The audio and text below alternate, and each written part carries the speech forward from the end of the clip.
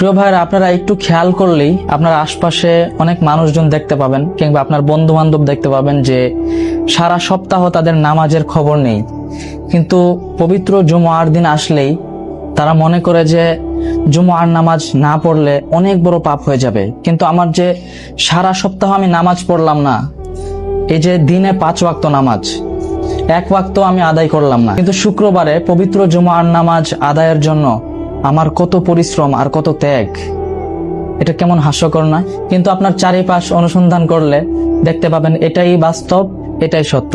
যেখানে মহান রব্বুল আলামিন কোরআনের মধ্যে বলেন, ইন্নাস সালাতা তানহা আনিল ফাহশাই ওয়াল মুনকার, নিশ্চয় নামাজ অশ্লীল কাজ এবং বিভিন্ন পাপাচার থেকে বিরত রাখে। আলহামদুলিল্লাহ, নামাজ হচ্ছে মহান রবের দেওয়া বান্দার প্রতি অশেষ এক নিয়ামত। এই নামাজ যদি কাজা হয়ে যায়, টেনশনের শেষ নাই ভাই।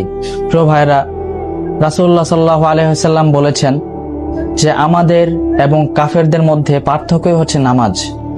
অর্থাৎ কেউ যদি ইচ্ছাকৃতভাবে নামাজ আদায় না করলো, সে কাফেরদের অন্তর্ভুক্ত হবে, নাউজুবিল্লাহ। আর আপনারা নিশ্চয়ই শুনেছেন বা জানেন যে একজন বান্দা যখন নামাজের মধ্যে দাঁড়ায়, তখন সে মহান রবের সাথে কথোপকথন করে।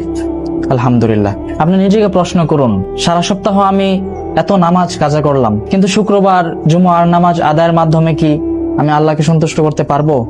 শুধু তাই নয়, রাসূলুল্লাহ সাল্লাল্লাহু আলাইহি ওয়াসাল্লাম আমাদেরকে সতর্ক করে গিয়েছেন, যে ব্যক্তি 3টি জুমার নামাজ ইচ্ছাকৃতভাবে আদায় করলো না, তার হৃদয়ে সে যে একজন পাপী ব্যক্তি, সেই হিসেবে সিল মেরে দেওয়া হয়। নাউজুবিল্লাহ। আজকে আমি আপনি সুস্থ জীবনযাপন করছি, কালকে হয়তো যে কোনো ভাবে যতই সুস্থ থাকেন না কেন, মৃত্যু যখন চলে আসবে, দুনিয়ায় থাকার কোনো অপশন নেই। সেজন্য আসুন নামাজ আঁকড়ে ধরি। আল্লাহ হাফেজ।